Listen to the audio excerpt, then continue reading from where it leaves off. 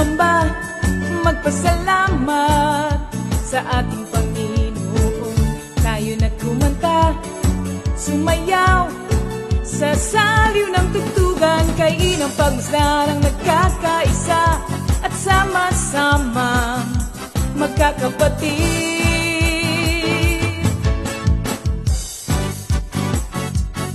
Tayo na sumamba, kumanta. Tayo na sumamba, sumayaw kay Jesus. Tayo na at sumamba, magpasalamat sa ating Panginoon. Tayo nagkumanta, sumayaw sa saliw ng tugtugan, kay inang pagmasdarang nagkakaisa at sama-sama magkakapatid. Ibigay kay Jesus ang iyong problema.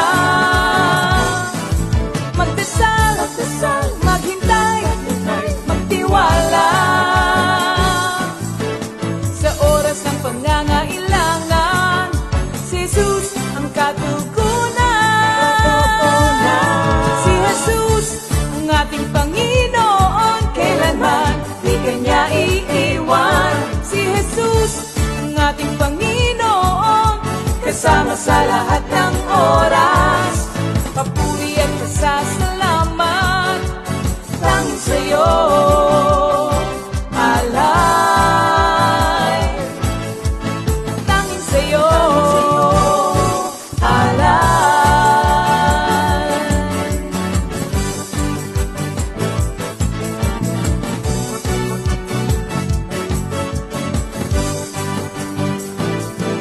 Si Jesus ang ating Panginoon, kailanman di Kanya iiwan. Si Jesus ang ating Panginoon, kasama sa lahat ng oras. Si Jesus ang ating Panginoon, kailanman di Kanya iiwan. Si Jesus ang ating Panginoon, kasama sa lahat ng oras.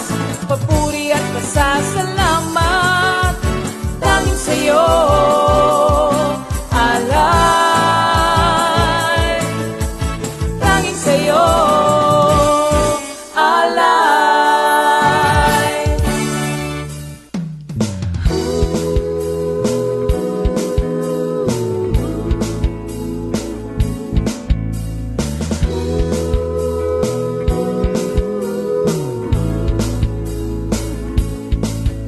Pinagpalang buhay ang kaloob ng Diyos sa lahat ng tao.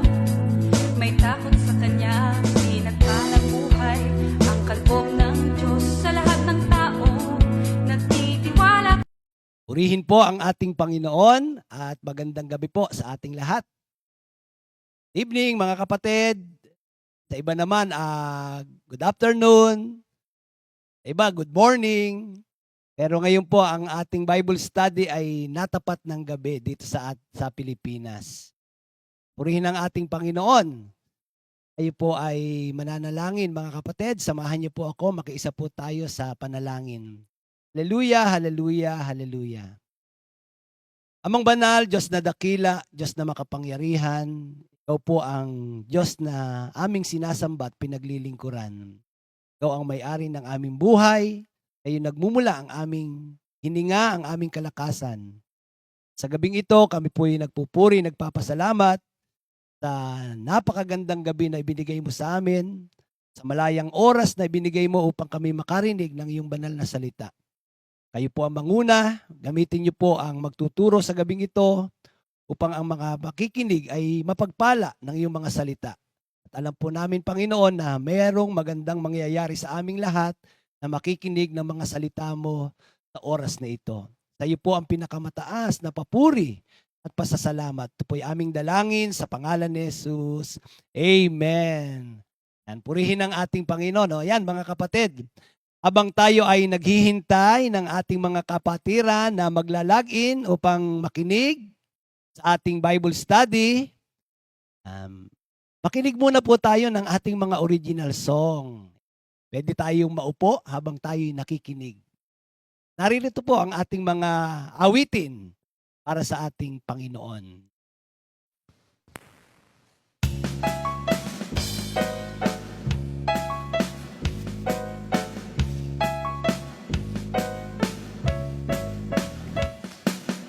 Okay ka nang mastan ng mga paa na sumasayaw sa Panginoon. Okay ka nang mastan ng mga paa na sumasayaw sa Panginoon. Okay ka nang mastan ng mga paa na sumasayaw sa Panginoon. Okay ka nang mastan ng mga paa na sumasayaw sa Panginoon. Nagagalak na umawit ng mga papuri sa ating Diyos. Lumulukso, lumulundag, sabay-sabay pumalakpak. Nagagalak na umawit ng mga papuri sa ating Diyos. Lumulukso, lumulundag, sabay-sabay pumalakpak. Halina, halina, halina kapatid, umawit tayo kay Jesus. Halina, halina, halina kapatid, umawit tayo kay Jesus. Susulyat-sulyat, tingin-tingin, may mga ngiti sa labing di mapigil. Punong-puno ng pag-ibig ng Diyos. Susulyat-sulyat, titingin-tingin, may mga ngiti sa labing di mapigil. Punong-puno ng pag-ibig ng Diyos.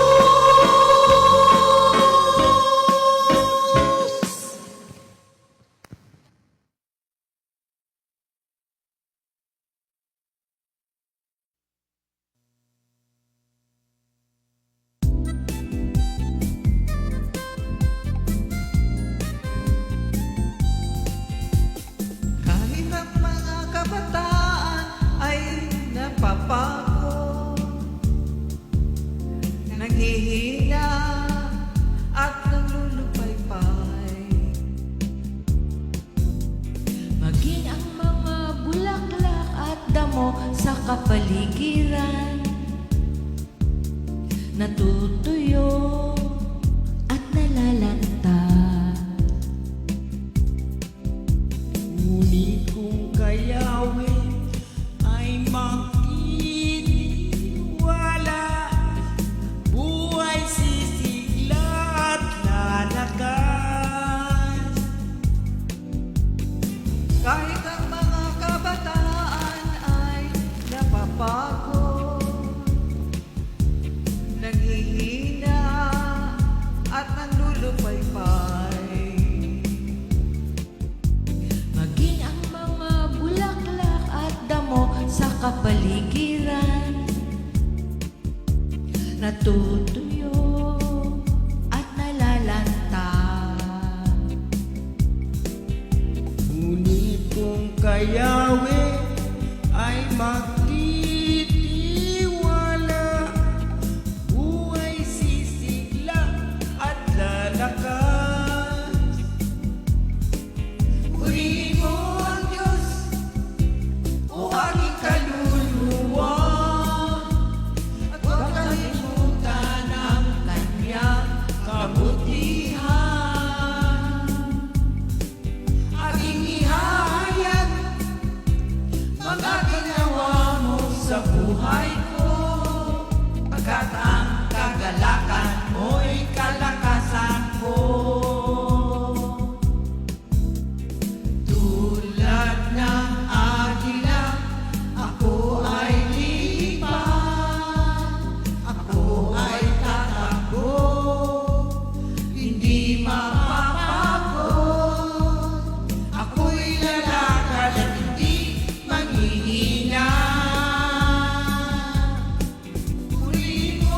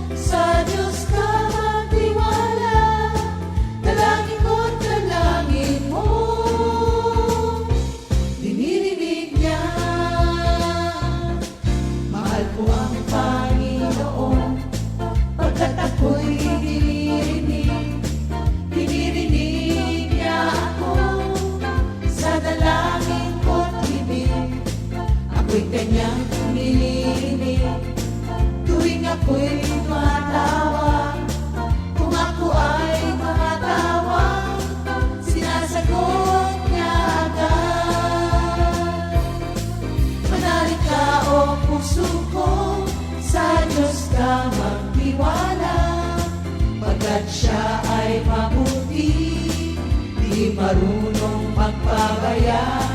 Manalig ka o puso ko, sa Diyos ka magtiwala. Dalangin ko't dalangin mo, dinirinig niya. Manalig ka o puso ko, sa Diyos ka magtiwala. Pagkat siya ay mabuti, di marunong magpabaya. Manalig ka o puso ko, sa Diyos ka magtiwala. Dalangin ko, dalangin mo, dinirinig niya. Dalangin ko, dalangin mo, dinirinig niya. Dalangin ko, dalangin mo,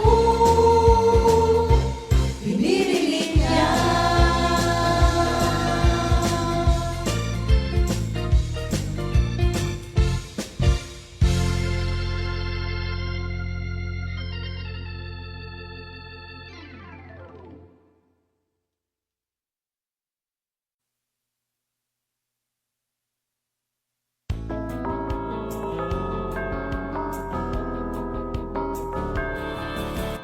Ako'y galak na galak sa'yo, O Yahweh, dahil ika'y hindi nagpapabaya. Ako'y galak na galak sa'yo, O Yahweh, dahil ika'y hindi nagpapabaya. Sa kabila ng maraming pagsubok dito sa mundo, ika'y laging nandiyan sa tabi ko.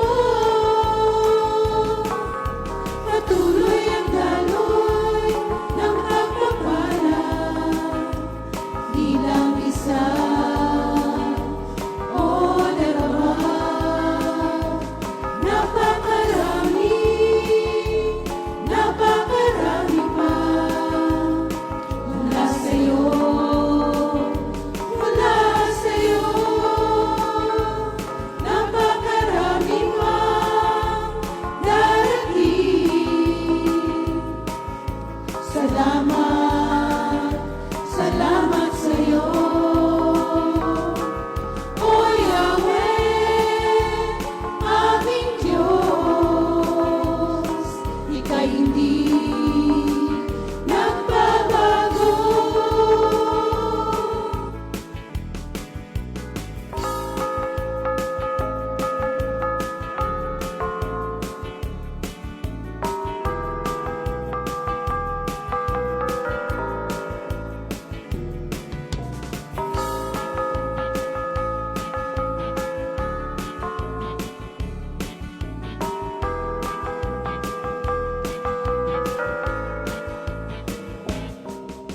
Patuloy ang daloy ng pagpapala, di lang isa o dalawa. Napakarami, napakarami pa mula sa'yo, mula sa'yo. Napakarami pa darating. Salamat, salamat sa'yo, O Yahweh, aming Diyos. Ika'y hindi nagbabago.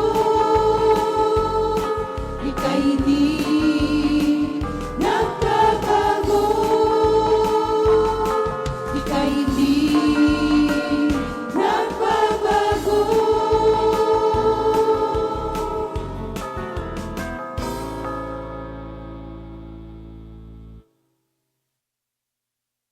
Amen. Thank you, Lord, sa ating mga awitin.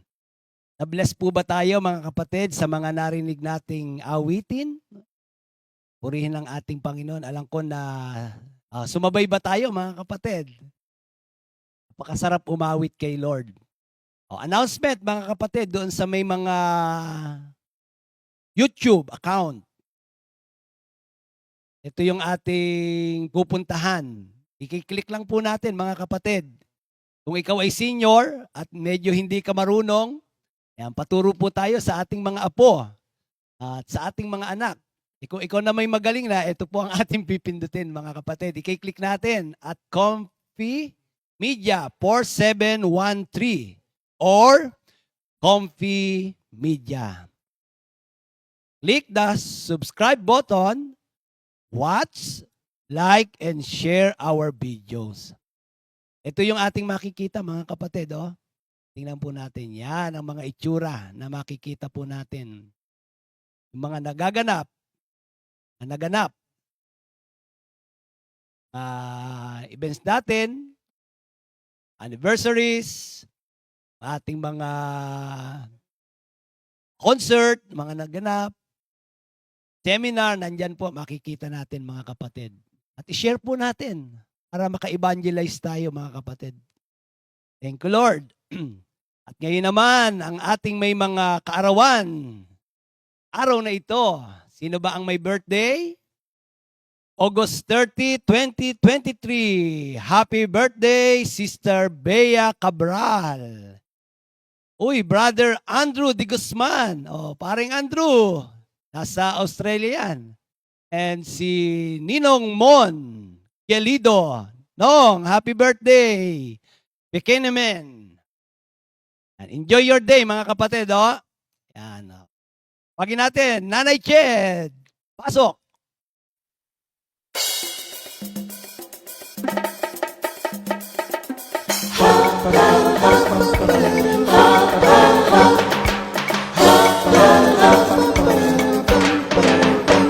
Happy, happy, happy, happy, happy, happy, happy. Happy, happy birthday. Happy, happy birthday. Happy birthday, happy birthday to you. Happy, happy birthday. Happy, happy birthday. Happy birthday, happy birthday to you. Happy birthday! May the good Lord doesn't leave you. May the Lord's light shine upon you. Happy, happy birthday to you. Happy, happy birthday to you.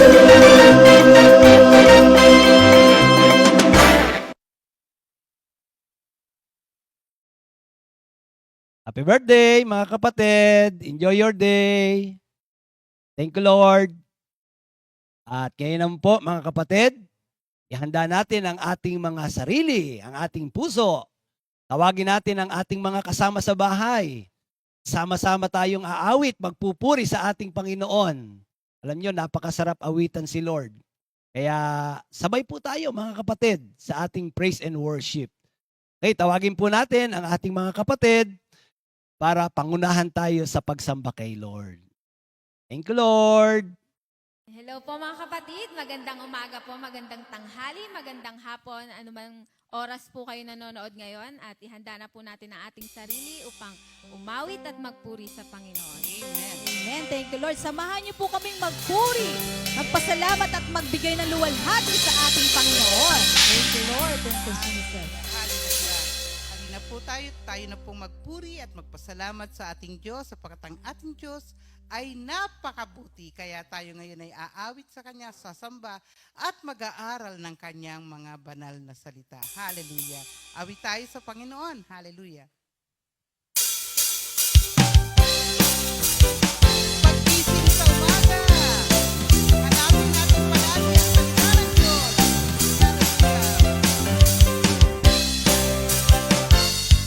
Isip sa umaga, hanap, hanap, hanap, hanap, tulog sa salita mo'y nagbibigay buhay. May sarap lamang malaman, may nagmamahal sa'yo.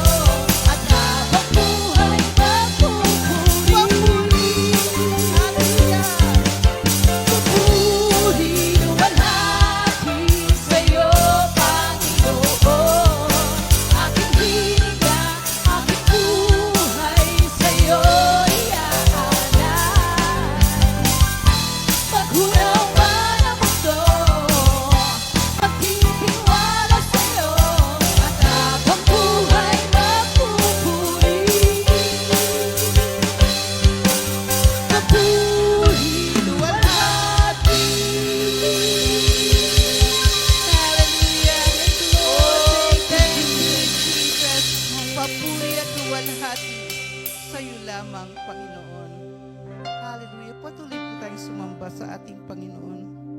Hallelujah. Kahit may mga pangamba, may pagkatakot, ngunit nandyan palagi ang ating Panginoon at handang tumulong sa atin.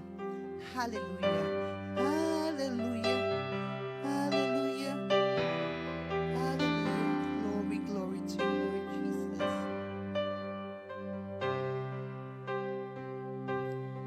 May pangamba, pero di aayaw, may bagaba, pero di susuko, pagkat alam kong nariyan ka, pag-alalay nawawala, o Panginoong Jesus, dakila ka. Thank you, Jesus. May pangamba, pero di aayaw, may pagkabat,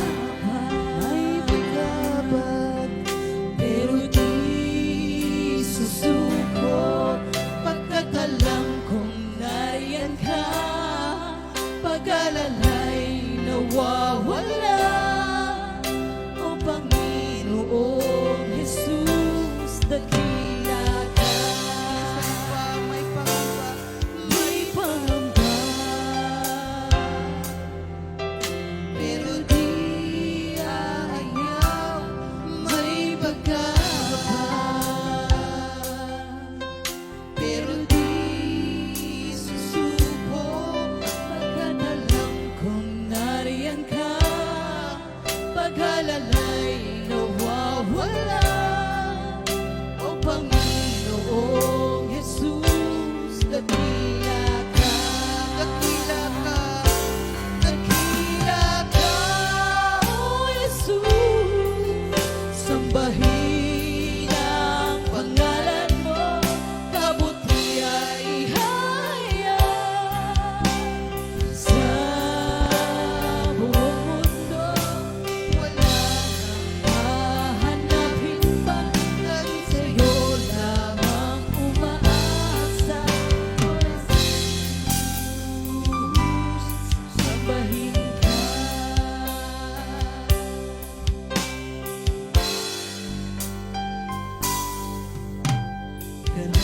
Karapat-dapat ka sa iyong kaluwalhatian, buong kalangitan sa iyo'y nagdiriwang.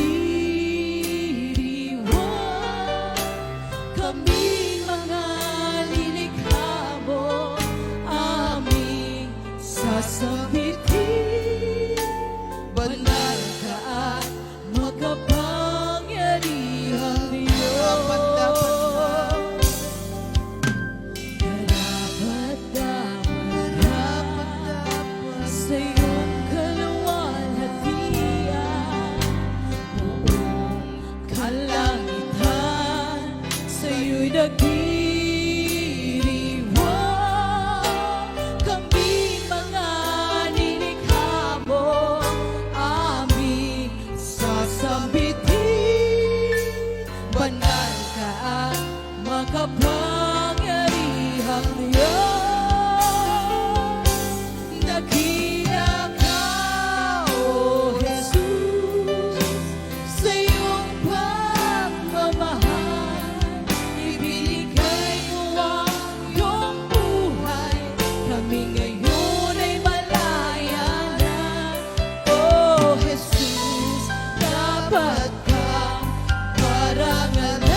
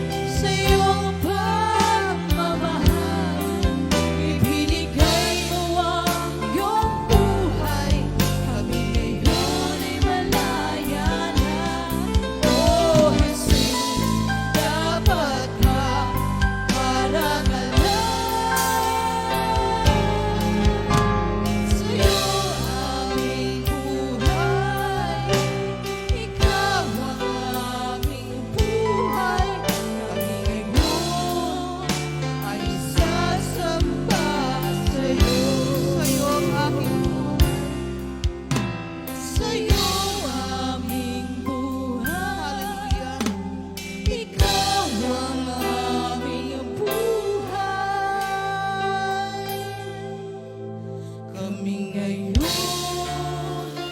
ay sasamba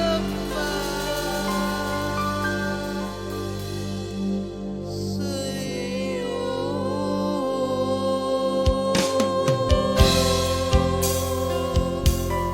Hallelujah. Sinasamba ka namin, O Diyos. Ikaw ang aming Diyos, aming buhay. Wala nang iba pa kundi ikaw lamang, Diyos. Hallelujah. Ikaw ang aming hari, aming Panginoon, Diyos na buhay. Hallelujah. We praise you, Jesus. Hallelujah. Thank you, Lord Jesus. Praise you. Hallelujah. Palakpakan po natin ang ating Panginoon. Hallelujah. Thank you, Jesus. Thank you, Jesus.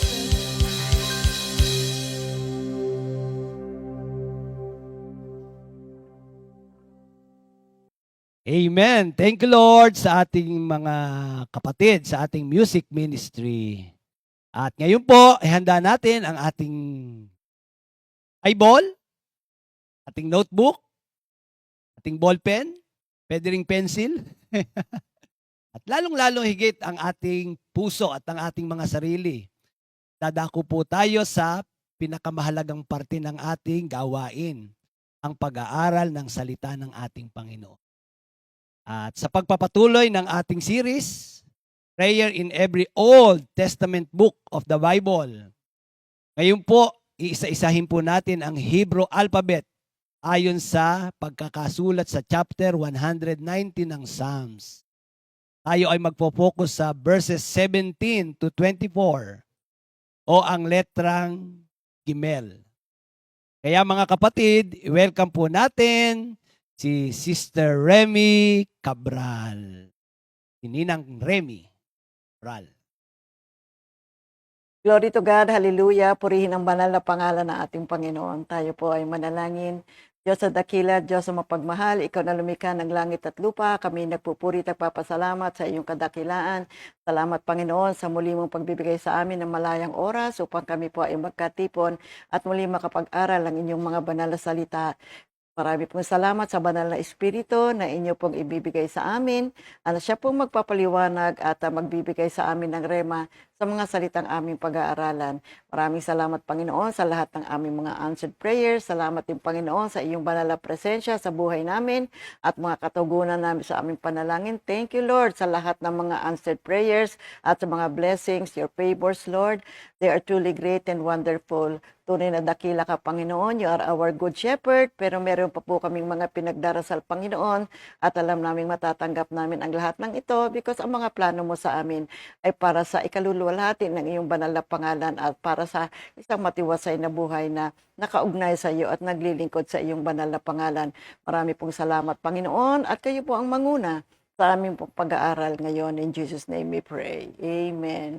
Ang ating pong pag-aaral ay pagpapatuloy ng ating Psalm 119 at tatalakayin natin naman ngayon yung ikatlong bahagi, yung Gimel, dito sa Psalm 119 verses 17 up to 24. So babasahin ko po again dito muna sa English version. Happiness in the law of the Lord. Be good to me, your servant, so that I may live and obey your teachings. Open my eyes so that I may see the wonderful truths in your law. I am here on earth for just a little while. Do not hide your commands from me. My heart aches with longing. I want to know your judgments at all times. You reprimand the proud. Cursed are those who disobey your commands. Free me from their insults and scorn, because I have kept your laws. The rulers meet and plot against me, but I will study your teachings. Your instructions give me pleasure, and they are my advisors. Maganda rin dito sa Tagalog version. Kagalakan sa kautusan ni Yahweh. Itong iyong abang lingkod o Yahweh, naway pagpalain, upang ako'y mabuhay at ang utos mo ang sundin. Buksan mo ang paningin ko, pagkat nananabik masdan. kabutihang idudulot mo sa akin ng iyong aral. Ang buhay ko sa daigdig ay pansamantala lamang, kaya huwag mong ikukubli sa akin ang kautusan. Ang puso ko'y nasasabik at ang laging hinahangad, ang lahat ng tuntunin mo ay mabatid oras-oras. Ang mga mapagmataas, iyong pinaparusahan at iyong isinusumpa, ang sa utos mo ay laban. Sa ganitong mga tao'y ilayo mo akong ganap. Yamang ang iyong kautusan ay siya kong tinutupad. Kahit ako'y usigit, labanan ng pamunuan, itong iyong abang lingkod sa utos mo'y mag-aaral. Ang buong mong kautusan sa akin ay umaaliw. Siyang gurong nagpapayo sa lahat kong suliranin. Purihin ang pagbasa ng banal na salita ng ating Panginoon. Alam niyo, itong Psalm 119 ay naglalaman ng 176 verses at ito ang pinakamahabang single chapter in the Bible. Ang Psalm 119 is arranged in an acrostic patterns. There are 22 letters in the Hebrew alphabet, and this psalm contains 22 units of 8 verses each. At yung ikatlong stanza, yun yung ating tatalakayin ngayong umaga. At yung each of the 22 sections is given a letter of the Hebrew alphabet. At yung ikatlong alphabet na tatalakayin natin ay yung email. And each line in that section begins with that letter. Now, yung acrostic ay parang katulad siya ng acronym. Nung tiningnan ko, magkaiba din pala. Now, there's a main difference between acronym and acrostic. An acronym is an abbreviation made out of the first letters of the words of a sequence, and an acrostic is a poem or other form of writing in which the first letter, the syllable, or the word of each line or other recurring feature in the text spells out a word. So ito ay isang pag-aaral din tungkol sa difference ng acronym at saka acrostic. Now, ikalawang prominent theme dito sa Psalm 119 is the profound truth, isang katotohanan, that the Word of God is all-sufficient.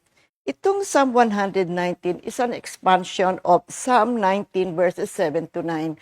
Kasi itong Psalm 19 verses 7 to 9, parang sinamarize niya yung buong Psalm 119 nasa saad.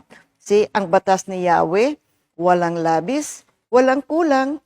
Ito'y nagbibigay sa tao ng panibagong kalakasan. Ang tuntunin ni Yahweh, mapagkakatiwalaan. You see? Nagbibigay ng talino sa payak na isipan, ang mga utos ni Yahweh ay makatwiran. Ito'y nagpapasaya sa puso at kalooban. Ang mga tagubili ni Yahweh ay tama, nagbibigay sa isipan ng hustong pangunawa, paggalang at pagsunod kay Yahweh ay dalisay. Magpapatuloy ito magpakailanman. Ang mga hatol ni Yahweh ay tunay na makatarungan, patas at walang kinikilingan. So dito makita natin, if you study this verse, this Psalm 19:7-9, pinahaba ito at mas lalo pang binigyan ng explanation pagdating ngayon sa Psalm 119. Now, dito sa Psalm 119 ay mayroong nakapaloob na 8 different terms referring to the Word of God. Kasi makikita natin dito na itong Psalm 119 ay patungkol sa salita ng ating Panginoon. Kaya itong mga terms na ito ay makikita natin sa buong chapter ng 119. Now, meron ako nakitang 8 different terms referring to the Word of God throughout the Psalm, like the law, testimonies, precepts, statutes, commandments, judgments, word, and ordinances. Kasi makikita natin sa bawat stanza ng Psalm 119 ay binabanggit ang tungkol sa mga panuntunan ng ating Panginoon. So unang-una ay itong law. Sa Hebrew word, Torah, and it is used 25 times. 25 times. It means to direct, to guide, to teach, make straight, or to point forward. Now, God's law shows us what is right and wrong. Yan po ang maganda, no? Ang salita ng Diyos at tuturo sa atin ng mabuti at tama, na mabuti na ating pag-aralan at ating sundin. Now, as a verb, it means to teach or to direct. So, dito makikita natin ngayon, matuwid ang salita ng Diyos at nagbibigay ng maliwanag na mga explanations. Ikalawa, word. Ang Hebrew word nito ay dabar. Pero ang Greek word naman nito ay rema. Now, it is defined as to discourse, utter one's sentiments, speak consecutively and intelligently. So, maliwanag na ibinibigkas. And any and all declarations from God may be styled as the Word of God. See? So, the idea here is, anumang lumabas sa bibig ng Panginoon ay tinatawag nating salita ng Diyos.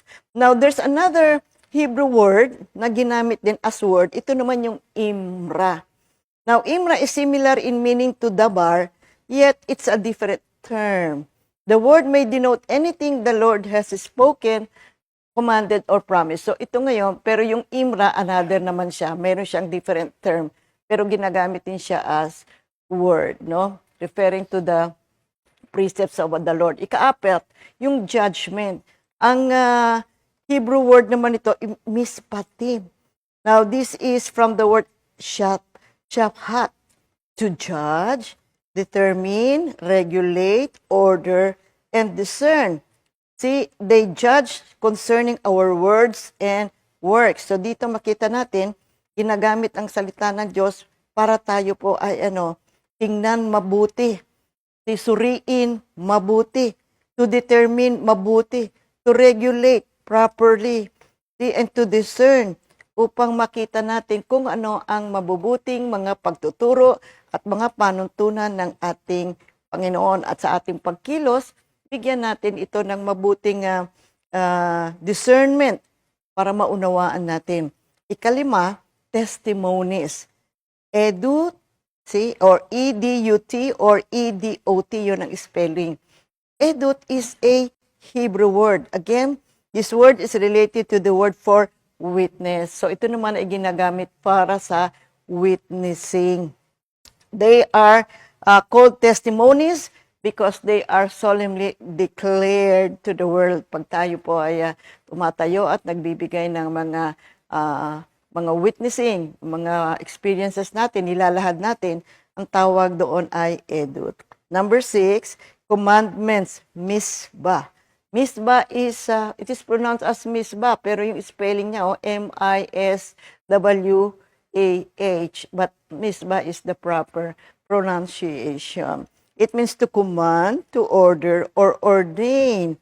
God's commandments are given with authority and lodge us with a trust. So dito, sinasabi na mabuti na tayo po ay magtiwala sa mga commands, sa mga orders ng ating Panginoon. Purihin ang Panginoon. And this word also emphasizes the straight authority of what is said. Meaning to say, kapag sinabi at binanggit ng ating Panginoon, it is therefore a commandment. Now, ikapito, statutes. Ang Hebrew word naman dito is hagim. Now, it is used 21 times. It means to mark, trace up, describe, and ordain. In God's statutes, we have marked out the way we should work. We should walk. At mabuti, alam nyo, napagandang mag-aral sa salita ng Diyos kasi it tells us how to live our lives. Alam nyo, kung wala itong mga panuntunan ng Panginoon, paano kaya tayo mamumuhay ng tama? We will always have our own way of doing and living our lives. Purihin ang Panginoon. So, itong mga statutes ng ating Panginoon, mabuti talagang ma-memorize natin at sundin natin sa ating pang-araw-araw na buhay. At ikawalo, precepts. Pikudim. Now, this is used 21 times. Yung kanyang Hebrew word, pikudim. Now, this is defined as to take notice or care of a thing, to attend, have respect to appoint, to visit.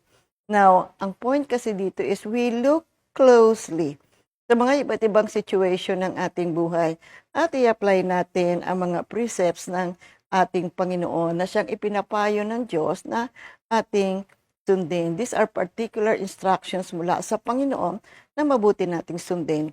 At siyang 8 na yan ay makikita natin at laging nababanggit many times dito sa Psalm 119. Again, ito ay isang mahabang pag-aaral din, mga kapatid. So I encourage you that you on your own take time to open your books and research at pag-aralan pa itong mabuti at para maunawaan natin ang mga precepts o ng mga pamamaraan o panuntunan ng ating Panginoon. When we read Psalm 119, it affirms not only the character of the scriptures, ito po ay nagsasaad ng katangian ng salita ng Diyos. It also affirms na yung salita ng Diyos reflects the very character of God. Yung kanyang katangian, yung kanyang character, yung kanyang ugali, you see? Unang-una, righteousness. Makikita natin yan sa Psalm 119 verses 7, verse 62, verse 75, verse 106, verse 123, 138, verse 144, verse 160, verse 164, verse 172. Now, this refers to the righteousness of God, and that is katwiran in Tagalog. Now, it also refers to the trustworthiness, mapagkakatiwalaan. Makikita natin sa Psalm 100 verse 42. The Lord is true. Alam nyo, if there's one thing that happened to us, is mayroon tayong Diyos ngayon na mapagkakatiwalaan.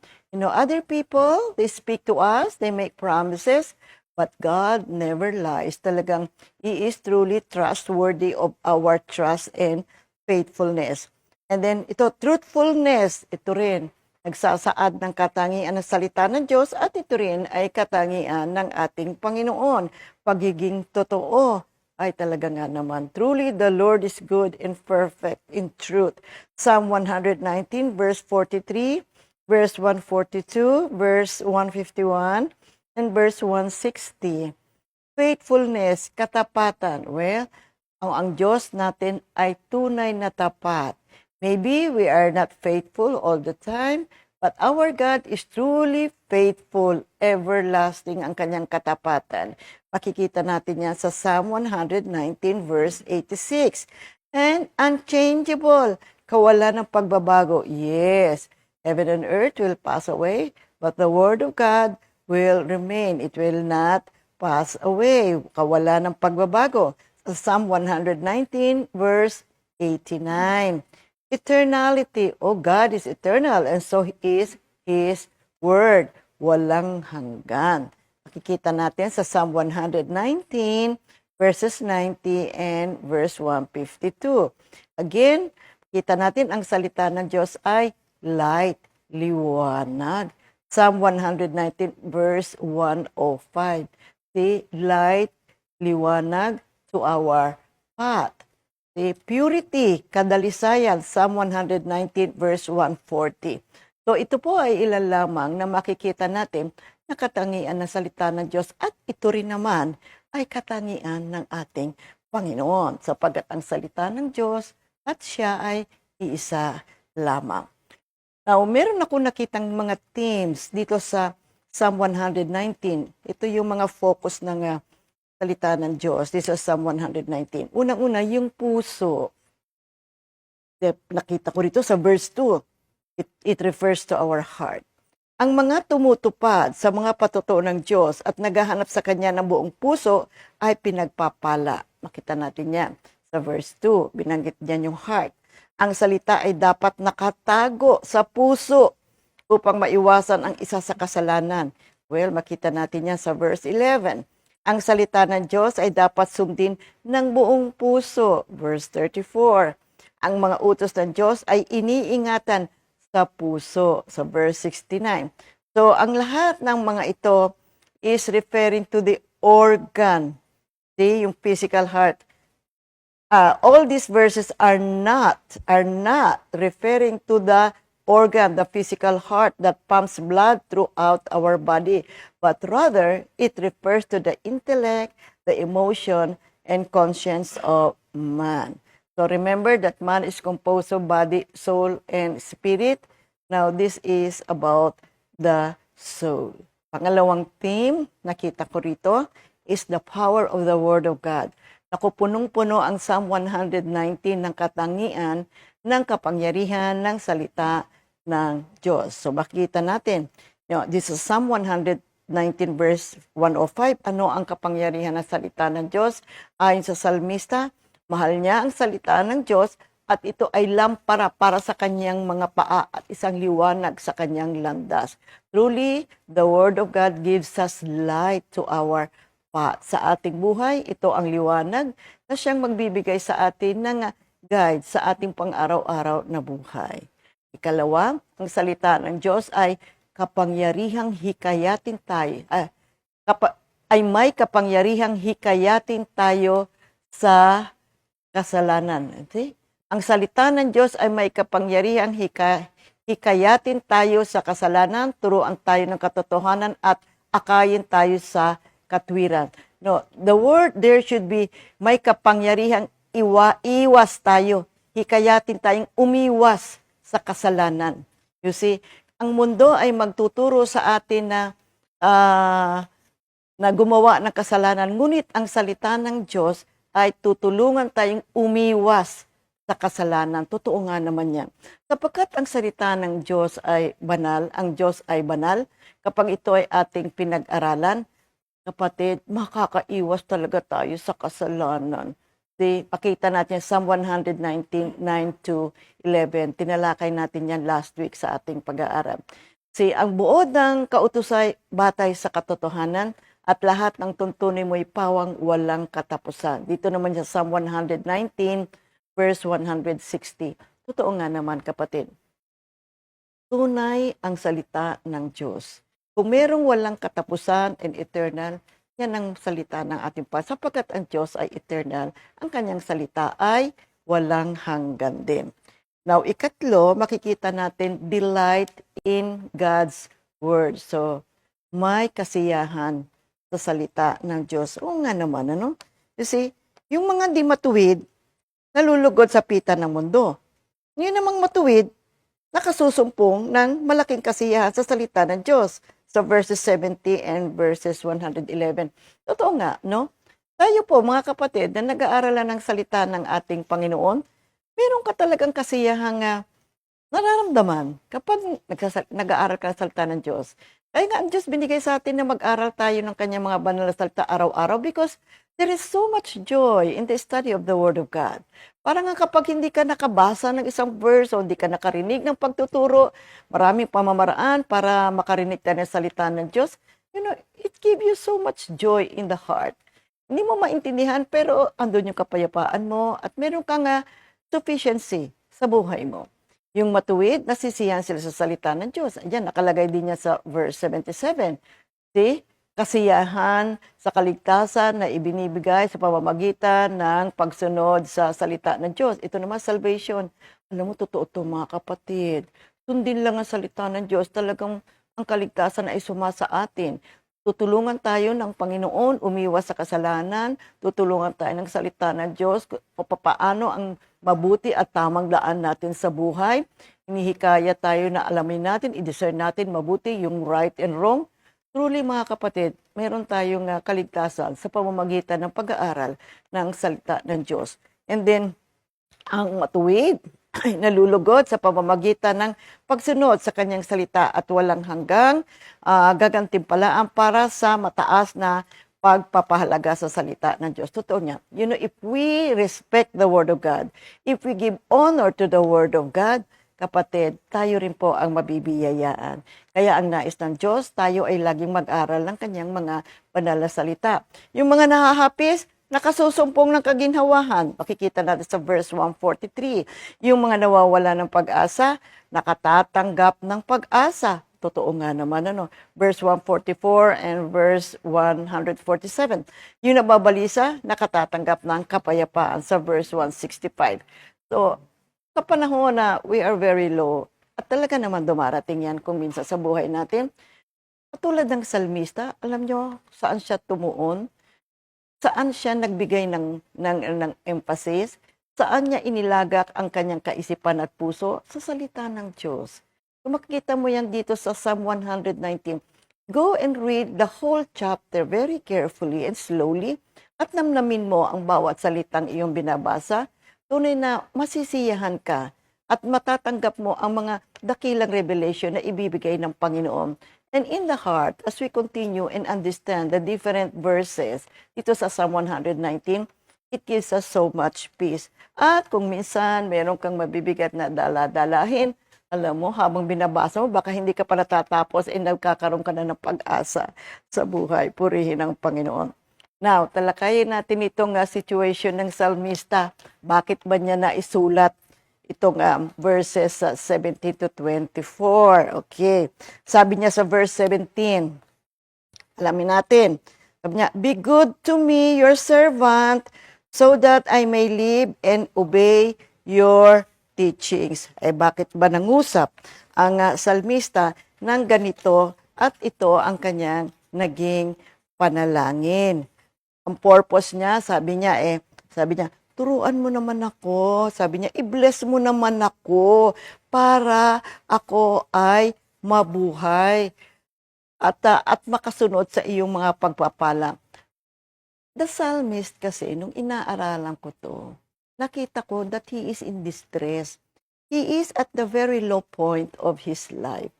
At makikita mo, na sa panahon na siya ay in a negative situation, ito ang kanyang kaisipan, ito ang kanyang naging panalangin. Sabi niya, kasi alam niyo kapag mababa ang kalalagayan mo sa buhay, as if there are times na talagang mabigat na bigat ang problema mo, you feel like you're dying. Para kang nauupos talaga, nawawalan ka ng lakas. Kaya sabi niya, be good to me, your servant. In a humble prayer, because he mentioned the word servant, sabi niya, ituro mo sa akin yung iyong mga pamamaraan. Turo mo sa akin ang iyong mga salita that I may live, para ako ay mabuhay. This is not just a prayer of survival, kundi gusto pa niyang mabuhay. Sabi niya, at siya ay tumuon sa Diyos, tumuon ang kanyang kaisipan sa mga salita ng ating Panginoon. Now, this is a wonderful request. He is boldly asking for blessing. You see, sabi niya, deal with me bountifully. Grasya mo, Panginoon. Awat grasya mo, Panginoon, igawad mo sa akin.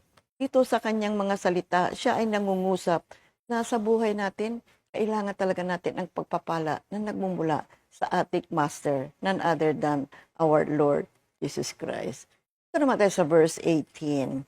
Now, this is a prayer for insight so that God's word can be understood. He said, "Open my eyes that I may see wondrous things from your law." Buksan mo ang paningin ko, pagkat nananabik masdan, kabutihang idudulot sa akin ng iyong mga aral. Open my eyes that I may see. So, ang ibig niya sabihin ay, kung wala ang liwanag na nagmumula sa ating Panginoon, totoo, we cannot see what God wants us to see. There are so many things that God has done. There are so many great and wondrous things that God has done in our lives. But sometimes we don't see them. We don't see, hindi natin nakikita. At kung minsan meron tayong negative situations, tulad nitong salmista, he is in a distress, nagugulumihanan, naguguluhan siya. Ano ba ang nangyayari? Diba na?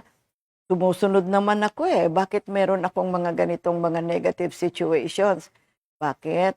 Kapagkat ang kaaway, tinatakluban ang ating mga mata, ang ating puso at ating isipan upang hindi natin makita ang mga mahimalang pagkilos ng Diyos sa buhay natin.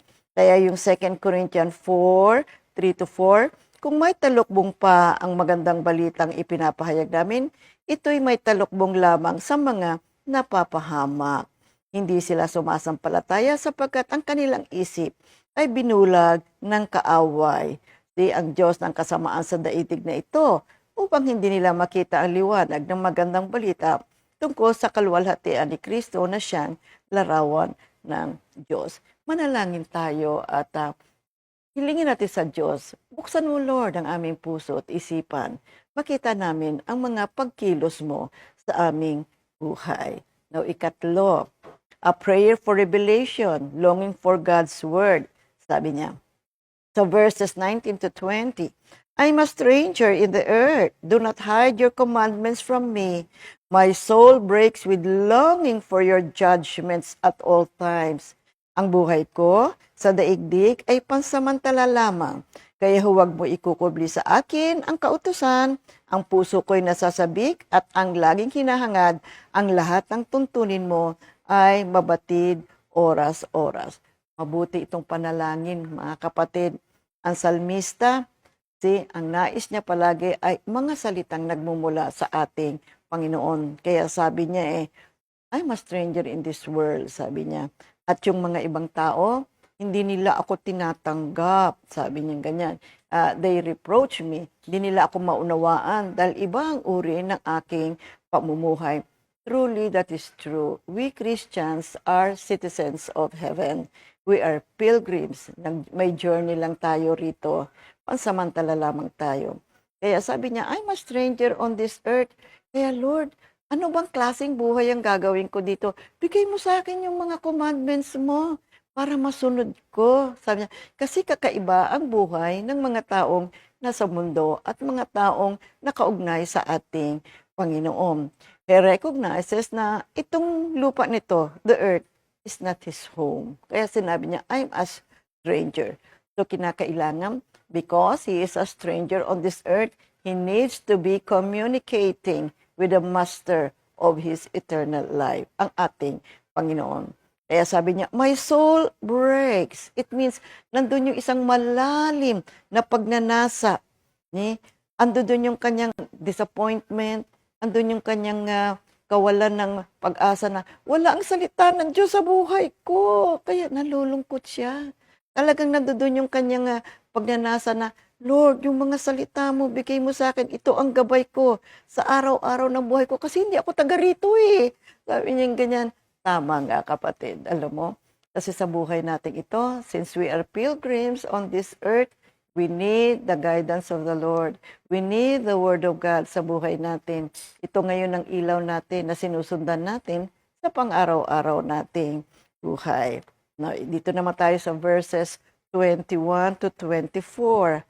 A prayer for refuge in God's Word. He said, you rebuke the proud, the cursed, who stray from your commandments. Ang mga mapagmataas, iyong pinaparusahan at iyong isinusumpa ang sa utos mo'y laban. Kasi itong salmista ay sumusunod naman sa ating Panginoon. Tataka siya bakit siya ay nasa isang distress na situation. Kaya sabi niya, yung mga proud nga paparusahan mo sila Pero ako narito, nagsusumikap na sumunod sa iyong mga kautusan. Kaya yung James 4:6-7, ang Diyos ay laban sa mga mapagmataas, ngunit pinagpapala niya ang mga mapagpakumbaba.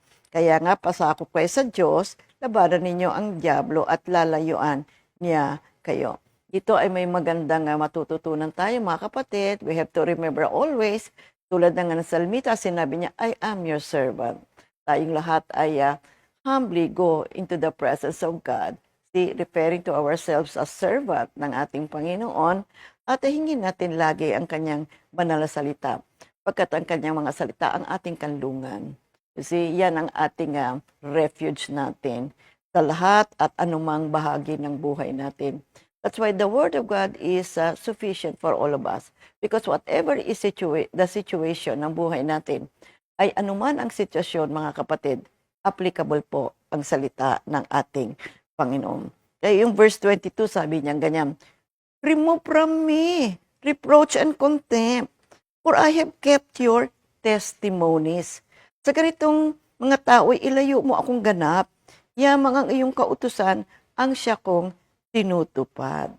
Sabi niya dito sa Psalm 42 verse 10. Kalooban ko'y nangihina sa pagkutya ng kalaban habang sila'y nagtatanong, ang Diyos mo ba ay nasaan? Kasi nga, because He knows and He feels He is a stranger in this earth, talagang mayroong mga tao na hindi mauunawaan ang uri ng bagong buhay ng mga taong nakaugnay sa ating Panginoon. And they will what? Reproach. And they will treat you with contempt. At sa ganitong klase ng pagtrato ng ibang tao sa Kanya, Ang salmista, he simply prayed. See, asking God to deal with the reproach and contempt na siya pong natatanggap niya at nararanasan sa mga taong nakapaligid sa kanya. And because he loves the Word of God, and he obeys the Word of God, and he loves to study the Word of God, iba na ngayon tuloy ang pagtrato sa kanya ng mga tao. To be reproached is to be disapproved. Hindi siya tinatanggap. There is an expression of disapproval or disappointment sa kanya. Yung contempt is even worse. Now, it is the feeling that a person or thing is beneath consideration and that he is worthless and useless.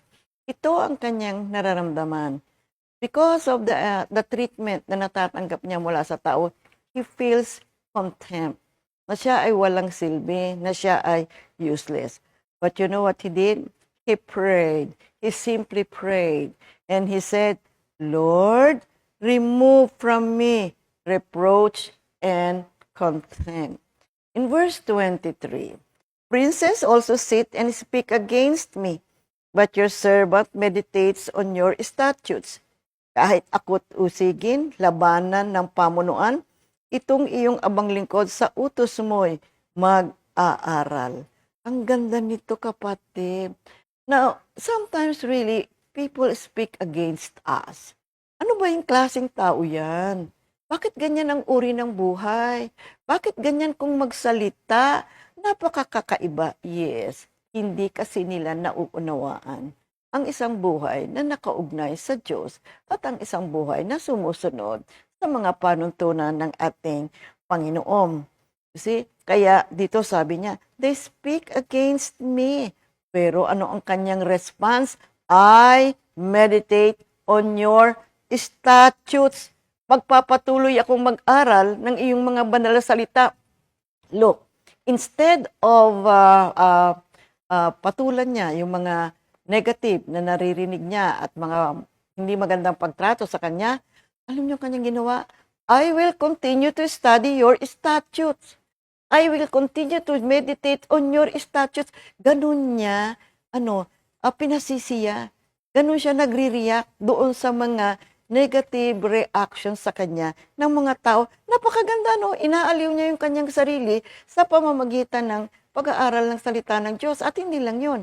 Kapag hawak natin, minimeditate natin ang salita ng Diyos, we are actually in the presence of God.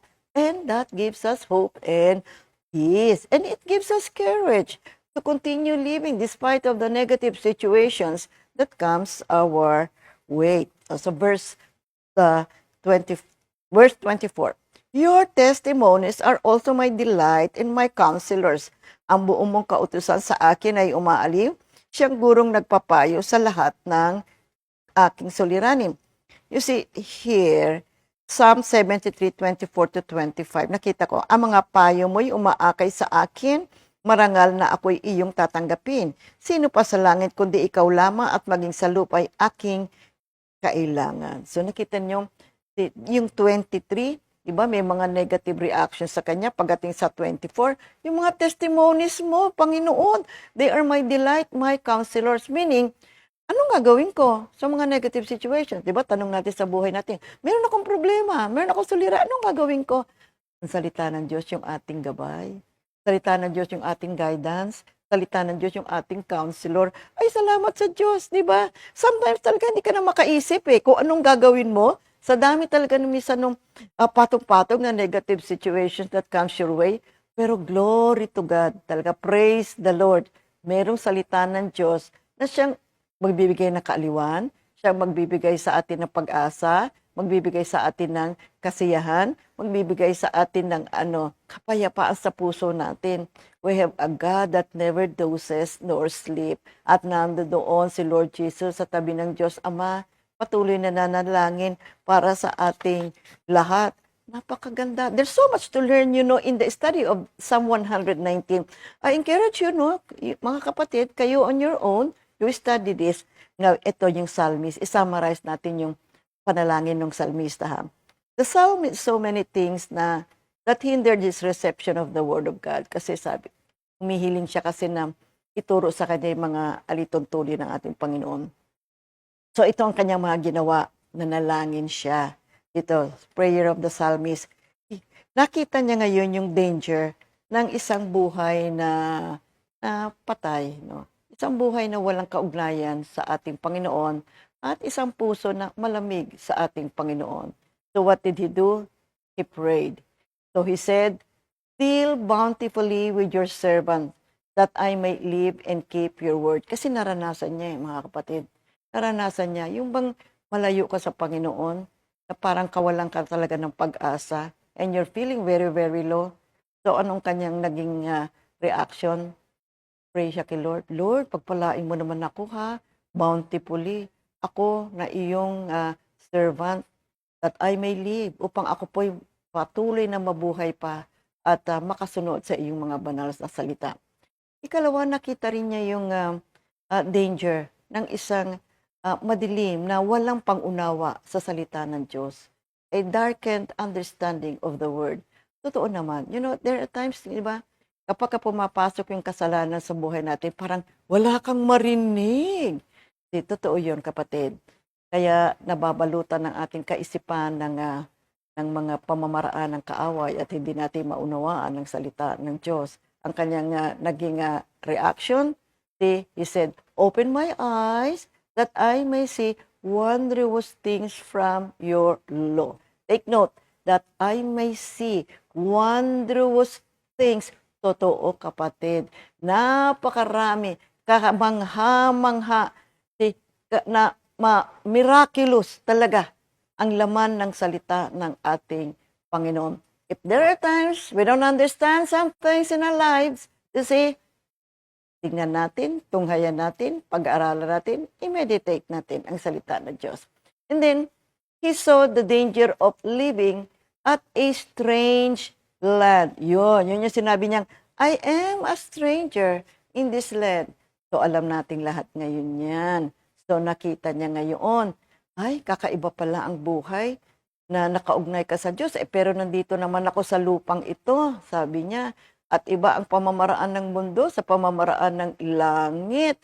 So, kaya sabi niya, "Do not hide your commandments from me." Yan ang kanyang panalangin. Meaning to say, as I live in this earth, and I am a stranger on this earth, paano ko mabubuhay dito? And so he prayed. He knows what to do. I will ask for the commandment of God. I will study the precepts of God. Ito ngayon ang guide ko sa lugar na ito in which I am a stranger. And then, he saw his own weakness and instability. Oo nga naman. Ang kalakasan natin, kapatid, mga kapatid, my dear people of God, galing sa Diyos. Ang buhay natin, grasya ng Diyos. Lahat ng pagpapala natin, mula sa Diyos. Kasi ang lahat ng nasa atin ay galing sa Diyos. So, what can we say to God? "Lord, we are weak. See, in humble spirit, we come unto Thee." That's why, Lord, sa aming kahinaan, we want You. Gusto ka namin. At yung mga pamamaraan mo, mga blessing mo, igawad mo. You see, ang Diyos ang ating kalakasan. Kaya nakita niya yung kanyang kahinaan eh. Nakita niya rin yung kanyang kakulangan sa buhay niya. Kaya sabi niya, "My soul breaks with longing for the statutes of God. My soul breaks with longing for the presence of God." So dito makikita natin how he reacts and how he solves his negative situations. And then, he saw the danger of pride, the evident in those who attacked him. So therefore, he recognized that the proud are the cursed who stray for your commandments. So dito makikita natin, nakita rin niya ang kahalagahan ng pagsunod.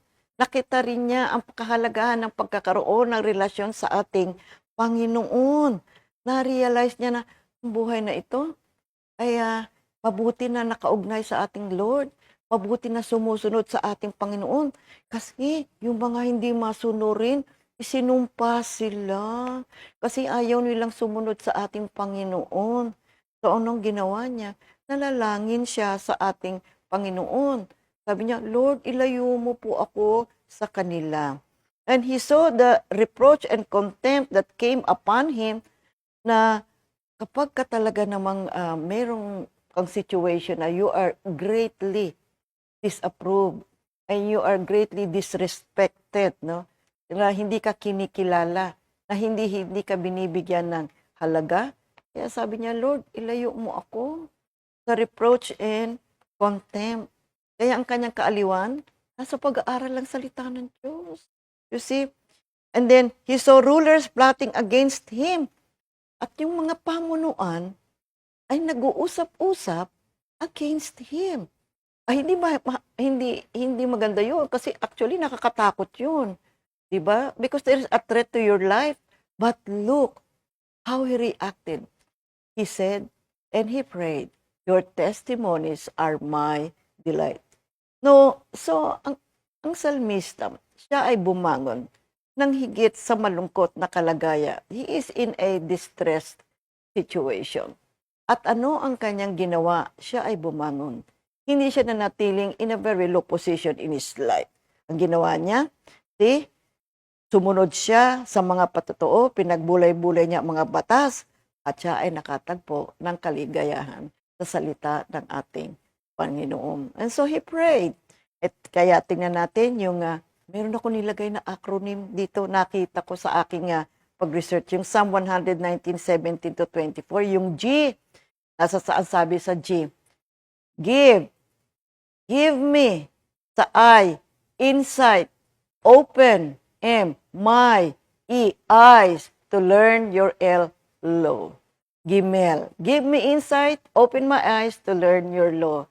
Ito ay ginawa ng salmista, mabuting sundan din natin at ating gayahin at gawin natin din ang ginawa niya. Patuloy siyang nanalangin sa mababang bahagi or very low point in his life. Maraming salamat, Panginoon, sa pagbibigay mo sa amin ng malayang oras upang makapag-aral ang inyong banal na salita. Tunay kang dakila ang salita mo, ang aming buhay, ang salita mo, ang pagkain ng aming puso't kaluluwa. Purihin ang iyong banal na pangalan. In Jesus' name, Amen. God bless us all. 2 Timothy 2:2.